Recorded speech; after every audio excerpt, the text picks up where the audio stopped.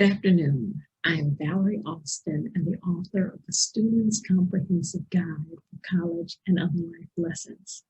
I wrote the book to assist high school students and their parents to navigate the journey of careers in college.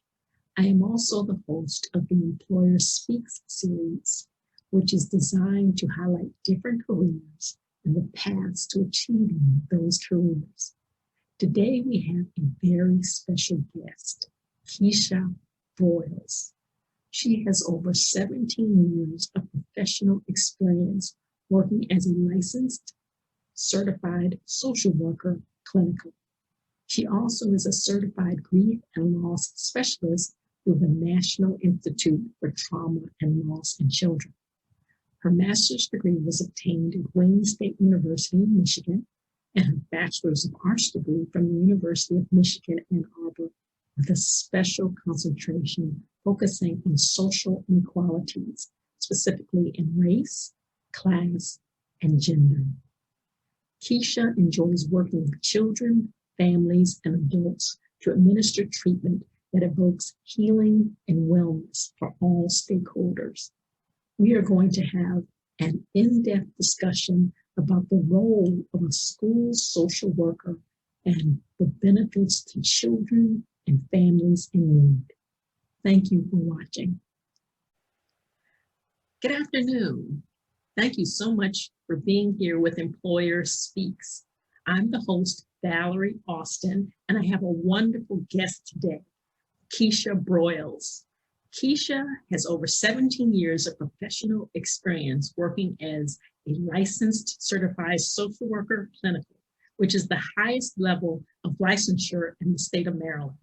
She is also certified as a grief and loss specialist and has a special concentration focusing on social inequalities, specifically race, class, and gender. I am so happy that we will be given an opportunity to explore her career as well as her current path to success. Thank you so much, Keisha, for being here. Thank you very much for having me. I appreciate it. Oh, great, great. Well, I think this is going to be a great time. And so let's get started. Yes, thank you. Well, what I'm going to ask first is, okay, as a little child, what made you decide social worker, or was it later in life? What made you decide that you wanted to be a licensed clinical social worker? Give us the path.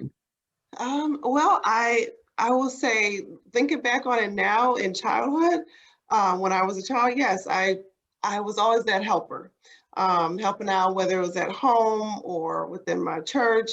And so I've always had that about me. And so once I got to college, I really said, okay, I want to look more into the helping professions, like the professions that we call like human services. And so social work kind of grabbed my eye, and I have not looked back since. So definitely, I feel like it was kind of set in me as far as wanting to show people care and concern and support. And so this was one of the ways that I really felt like I could do this professionally, not just personally. Oh, great, great. So you always wanted to help people. But then when you're thinking about social worker as a career, yes, what were the education requirements that you saw in your path to become a licensed certified social worker, clinical of all things? And what were some of the pitfalls, maybe like educational costs and the potential salary? Oh, definitely. Definitely. I started out first just exploring the profession and exploring where and what types of, I guess you could say, arenas could I go into as a social worker. And so that helped me to figure out, okay, do I want to go into it, like get a doctorate and become like a professor? Do I want to just do counseling and just work, in direct services? So that was, I really love that they gave you a nice little thick packet. When you are interested in a certain career, they give you kind of the ins and outs of, or where social workers are, in the world, in the career world. And so that was one way where I was able to review and ask questions of my I guess they were still called back then, like a guidance counselor, career counselor, where they kind of helped me figure out, okay, you like this profession, okay, then what do you do with it after you have started the process of schooling? So I actually, because I had done my 4 years of college, I said, okay, I want to do this program, and it's a 2-year program. And so I knew right away I wanted to get my master's because I have my bachelor's in sociology actually. And so I said, okay, what's required? And then when I saw the money for certain colleges for post um, uh, graduate, I said, oh, okay, let me go to a more economically based university. And it's we were able to find a way to get the tuition paid while I was in my 2-year program. So I worked with my family, I worked with my So you didn't have a whole bunch of debt once you graduated. Exactly. I did have some, but it was more manageable because I went to a different university versus others who were more expensive.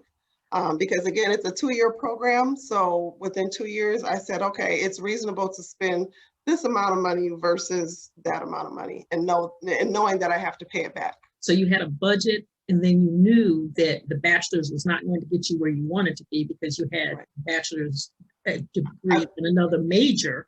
But then with going into social work, you would need another higher graduate degree. Yes, I mean, I wanted to go to the highest level because I knew that that opened up more opportunities, meaning that the salaries are based on your level of experience and education.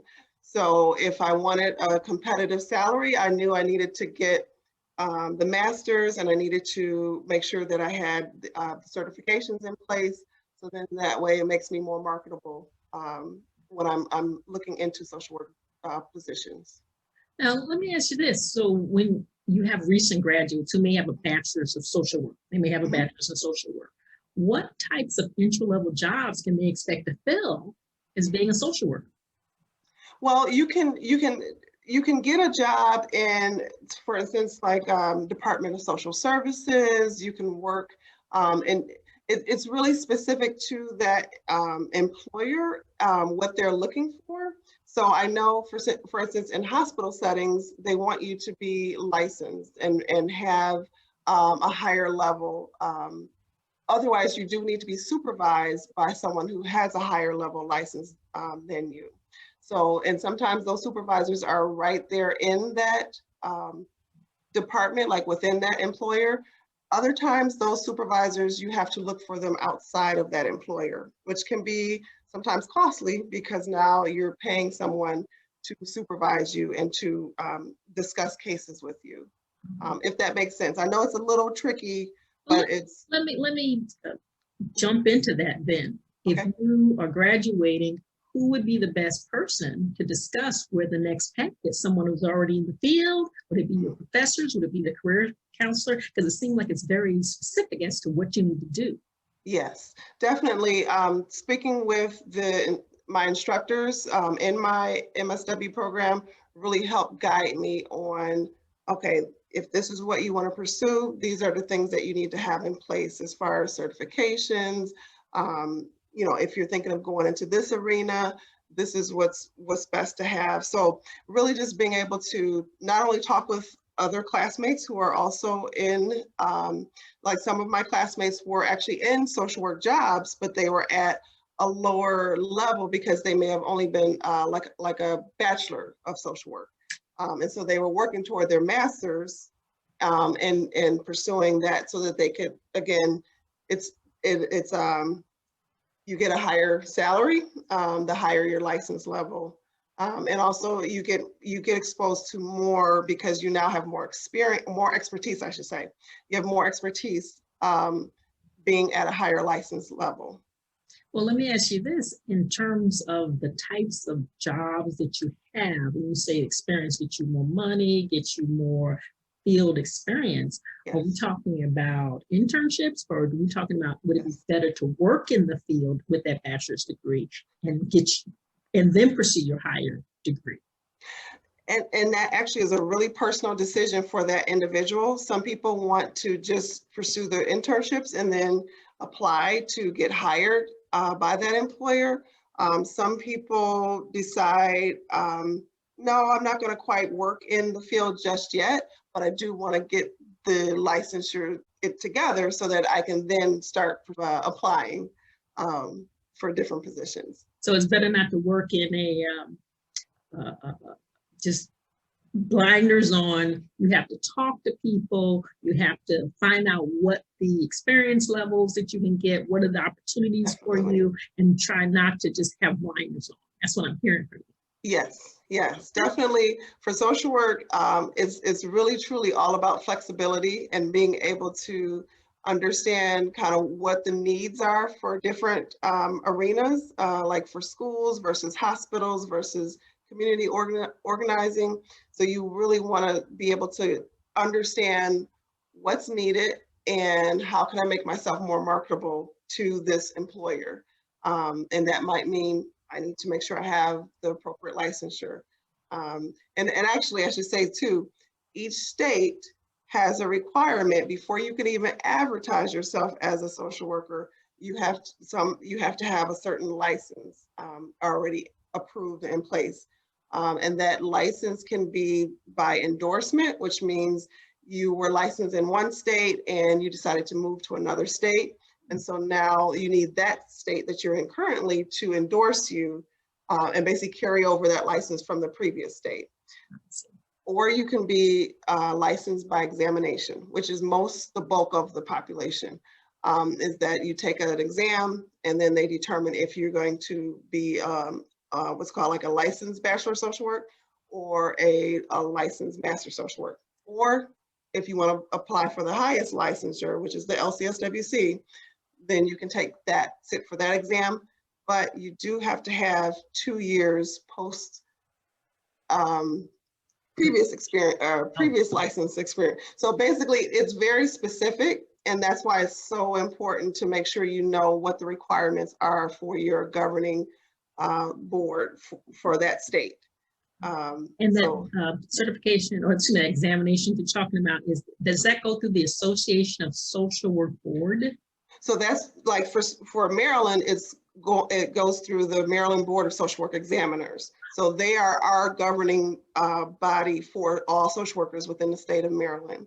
So each state has their own governing body, and it's really, really crucially important to make sure you know what are the requirements from that governing body if I want to pursue. So, yes. All right. What types of work environments have you worked in? And right now, what do you do on a daily basis? So what have you done in the past, and what do you do on a daily basis?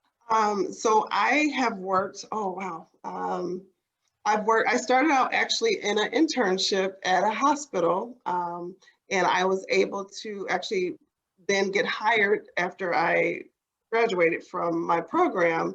And so I was in the hospital setting for few years, and then I actually moved to a different state. So that's how I got to know kind of the differences between the governing bodies in each state. And I started out in community mental health here in Maryland, and then I moved into schools, working in the school system as a school social worker. Okay, because I saw in your bio that you said you work with children, work with families, work with adults, and then you gave all the various settings. So there's so many things that you can explore as a social worker. Yes, definitely. What do you do on a daily basis now? Okay, so as a school social worker, we basically help to meet the needs of students who may be struggling to connect with their academics. And that could be something as basic as making sure that they have stable shelter, food, clothing, some of those basic needs. And then if there are other barriers that may be creating obstacles to accessing their instruction or education, so it could be like family-based, or it might be something where we need to move to what's called an individualized education plan, which is like an IEP. So we can determine, is this something that this student may need to be assessed for a possible disability, or is this maybe a short-term circumstance that's going on that the social worker can help intervene to help support the student in accessing their education and maximizing growth. So it's still a range, but our main job is to go in and assess and see what the need is, like what the concern is or what the problem is, and then determine kind of what steps would we take to help alleviate the problem or lessen it to a point where the student can then access their instruction on a consistent basis.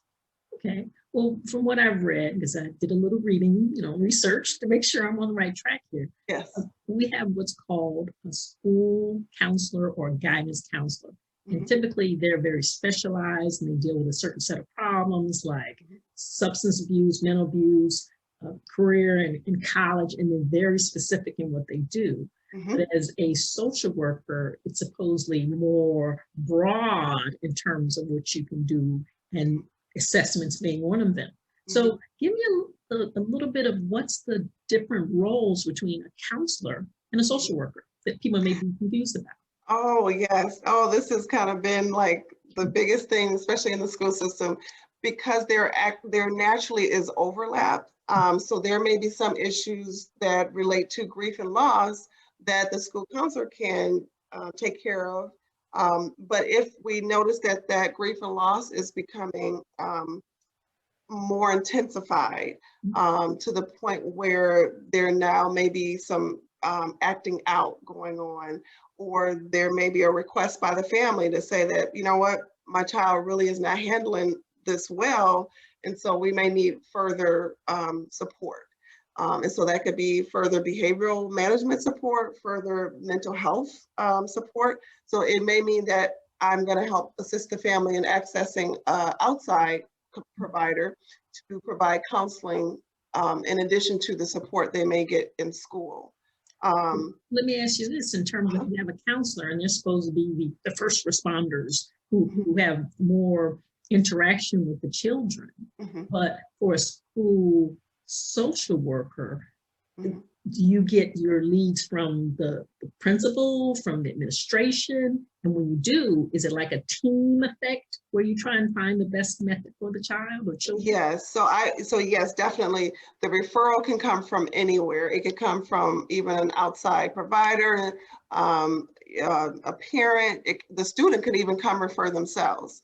And so when they do that, we then have a set of criteria that we determine if we're going to open up a case and actually work the case ourselves, or if this is something that can be handled by the guidance counselor or school counselor, or even referred out to a community mental health resource.